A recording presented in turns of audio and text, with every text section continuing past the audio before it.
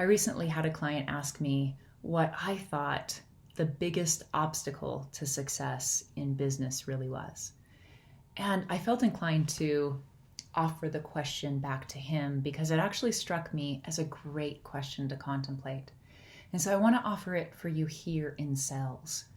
Like, what do you think the biggest obstacle in sales really is? Okay. And I invite you to let that question sort of kind of be in the background and just keep noticing what you notice about it. I think it'll serve you more that way than answering it in the way what you already know about it. All right, but I do want to offer something inside of your consideration around that I think might be helpful and help you see more. This comes from Tim Galway, who wrote The Inner Game of Tennis and a few other books.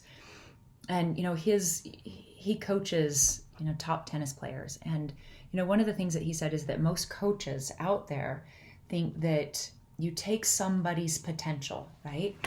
You take potential and you add a bunch of training and the development of skills. So here's like potential,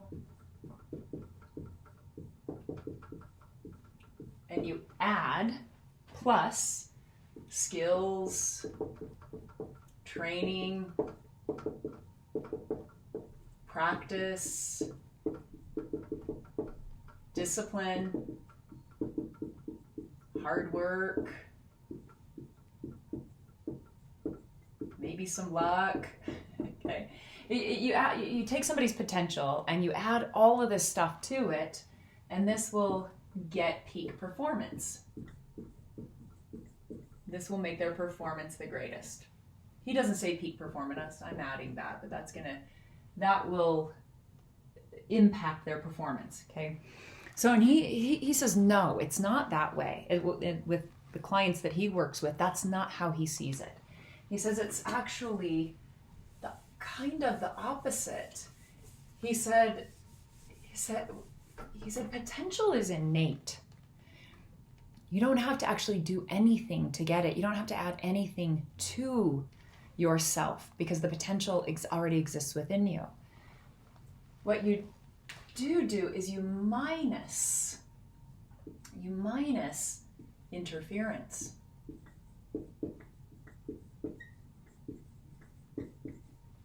Minus interference, and then you will get, without the interference, you will the person will practice.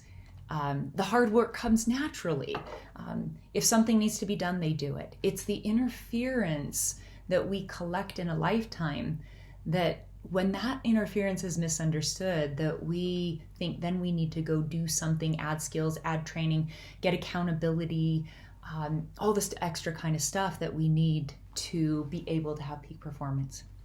And I recently had a client ask me for some accountability, and it turns out that wasn't really what she wanted. But what I shared with her is that I don't really do accountability. My coaching isn't working to hold you accountable. My coaching is to help you see what's the interference that is making the thing you want to do look so terrible and hard, right? Because if we genuinely want to do something and something's alive in us, if we don't have interference, we just naturally do what it is that needs to be done to make that thing happen, right? So I invite you to explore in sales the places that maybe it feels like you need accountability, the places where it feels like you need more skills, that you need more training about those things. And I actually invite you to consider it being maybe the opposite of what you think, that you don't need skills, you don't need training. You just remove the interference. Sales ultimately is about connecting and serving. Without interference, you do that brilliantly. You did it brilliantly as a kid. You were born with the ability to connect and the impulse to serve. That's alive in you. And so without interference, sales goes really well. So I just invite you to see what you see about this, notice what you notice. Namaste.